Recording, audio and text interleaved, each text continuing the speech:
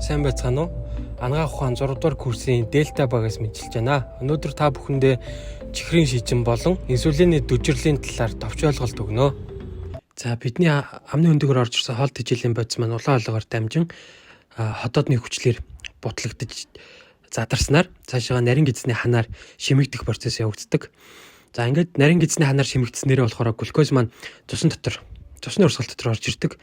За цусны урсгал дотор глюкоз орж ирснээр яах вэ гэхээр нойр булчирхай бета-ээс инсулин эмх гормон ялгарч эхэлдэг. За энэ инсулин гормон нь болохоор цуснд байгаа глюкозыг эсийн гадна тал руу хүргэж өгөөд инсулины рецептортэй инсулин холбогдсноороо эсийн гадна талын мембран дээр глют хэмээх сувг уургийг гаргаж нээж өгдөг.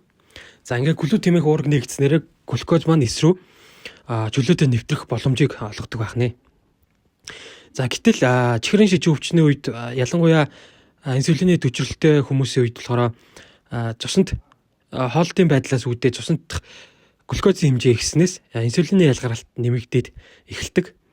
За ингэснээр инсулины ялгаралт нэмэгдээд ирснээр яах вэ гэхээр инсулин хэр өндөр түвшинт байна. Түүнийгээ дагаад эс маань өөрөө хамгаалах механизм явуулаад эсийн гадна талд байгаа инсулины рецепторуудыг цөөлж эхэлдэг.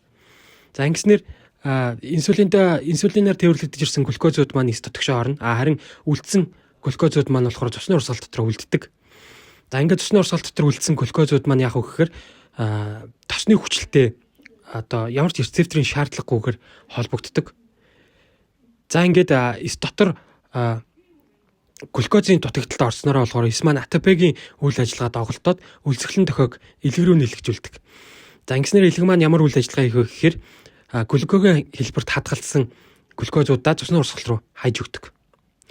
За ингээд нөгөө нэг цусны урсгал дотор тосны хүчлэлтэй нэгдсэн глюкозууд маань яах вэ гэхээр эсийн гадна талд байгаа инсулины рецепторуудыг хэмтээж өгдөг.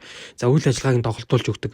Ингэснээрээ инсулины дүжрэл үүсэх гол үе шат маань энэ дээр явагдаад байгаа. За мөн цусны урсгал дотор руу илэг маань глюкозуудыг нийлэгжүүлснээрээ инсулины ялгаралтыг нэмэгдүүлээд инсулинээс бета-ээс ялгарч байгаа инсулины хэмжээ ихснээс болоод бета-ээс маань өөрөө ядралд ороод үйл ажиллагаагаа доголдуулж эсийн үйл ажиллагаагаа алддаг байх нэ.